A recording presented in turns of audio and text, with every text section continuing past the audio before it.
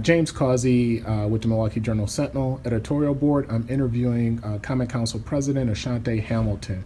Hey, thanks for joining us for the PolitiFact show. Hey, thank you, James, for having me. Hey, so a couple of questions. Let's first of all talk about your public safety plan. Okay. It's drawn some criticism from the county executive and the public and some other Democratic leaders in the city. First of all, will you be revising the plan? Well, the set of recommendations are intended to be, debated and revised. I mean, that's the whole purpose of having this process. So the point is to have something to at least have a discussion and conversation about. I think once as we kind of move forward, put some more ideas and information, a data-based kind of approach to the direction that we need to go in.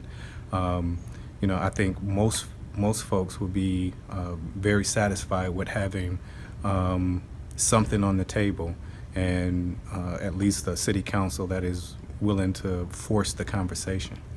Do you buy the comments from some people who indicate that this is another way to get more African-American males incarcerated? Yeah, well, I think if most folks who kind of make that plea would have to just take a look at the body of work that's come through the council in the past 10 years. I think we've been very forward-thinking in our approach to public safety. If you take a look at the last few budgets, we have grown the resources that are spent toward diversion, prevention, and intervention, and in many ways brought the city into participation into those strategies where they didn't exist before. And so I think there would have to be an understanding of that before people would make that judgment call. Last question.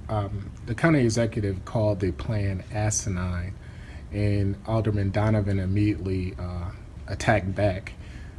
What do you think about another public official calling another plan asinine? How do you feel about that? Yeah, I mean, it was my communication with the county executive is that's not what he intended, but that's the kind of conversation though and exchange that we're trying to get away from. Once people retreat to their corners and start having a public conversation about policy issues that really deserve our approach to this to be data-driven, our approach should be solution-focused. One of the reasons why I wanted to have this as a public discussion is because hopefully people wouldn't revert to this kind of petty language to talk about this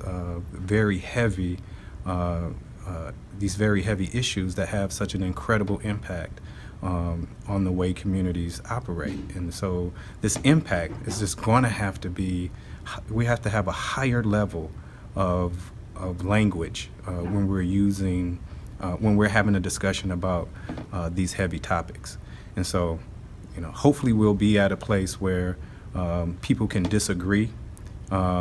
We can use data to inform our actions, and we can do the things that's going to create safer communities and at the same time create opportunities for people who live in those communities.